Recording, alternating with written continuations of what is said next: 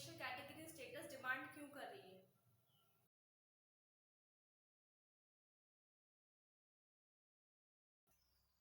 ये जो special category status होता है, ये सेंट्रल गवर्नमेंट कुछ स्टेट्स को देती है जिन जो सोशियो इकोनॉमिकली बैकवर्ड होते हैं और जिनके पास में कोई ना कोई जियोग्राफिकल डिसएडवांटेज होता है, जैसे कि हिली एरियाज हो गए। अब नाउ यहाँ पे क्वेश्चन ये अराइज होता है कि जो बाकी के स्टेटस है वो स्पेशल कैटेगरी स्टेटस क्यों डिमांड कर रहे हैं।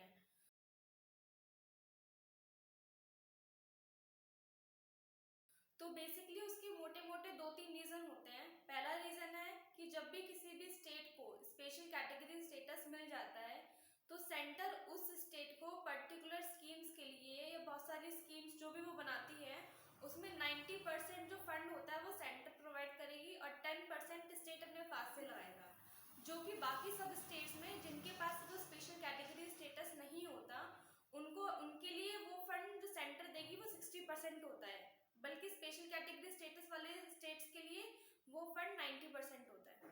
सेकंड मोस्ट इम्पॉर्टेंट रीजन जो है वो है टैक्स कंसेशन।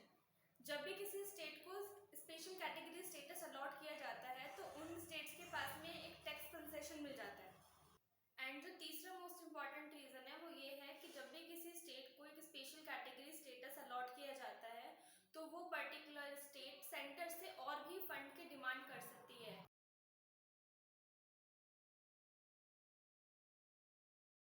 बेसिकली वो 5 फैक्टर्स होते हैं जिनके बेसिस पे सेंट्रल गवर्नमेंट ये डिसाइड करती है कि उन्हें किसी स्टेट को स्पेशल कैटेगरी स्टेटस अलॉट करना है या नहीं करना। तो उसमें फर्स्ट फैक्टर है कि लो डेंसिटी ऑफ पॉपुलेशन, कि उस स्टेट की जो पॉपुलेशन होनी चाहिए उसकी लो डेंसिटी हो। सेकंड है कि ट्राइबल पॉपुलेशन, उस स्टेट के अंदर में जो पॉपुलेशन होना चाहिए उसमें ट्राइबल पॉपुलेशन की मेजॉरिटी होनी चाहिए। थर्ड है कि वो हिली स्टेट्स के पास हिली स्टेट्स हो और इंटरनेशनल बॉर्डर के पास हो।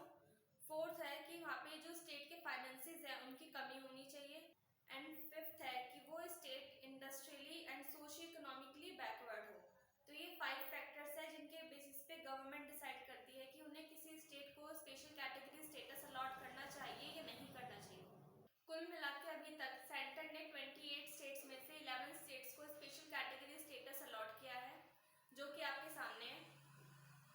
नाउ अब मोस्ट इम्पॉर्टेंट क्वेश्चन कि why Bihar is demanding special category status.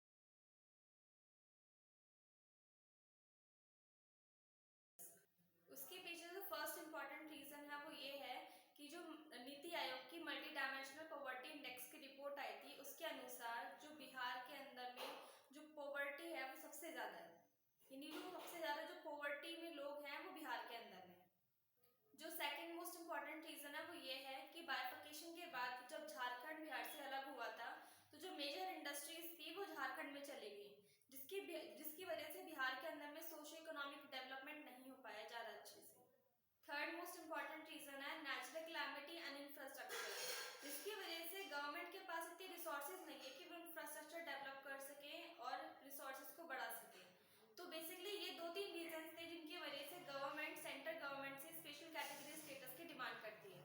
Now question arises why Andhra Pradesh is demanding special category status.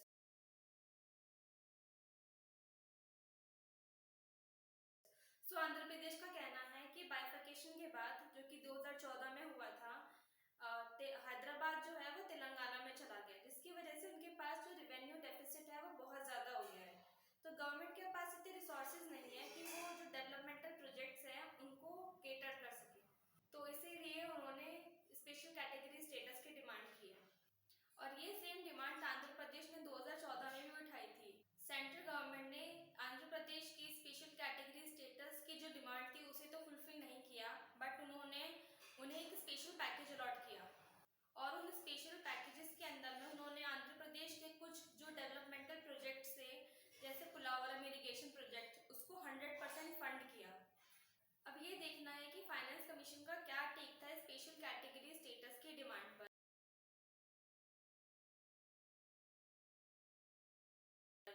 So finance commission ने ये एडवाइस किया था कि और बाकी स्टेट्स को स्पेशल कैटेगरी स्टेटस अलॉट नहीं किया जाना चाहिए, बट अगर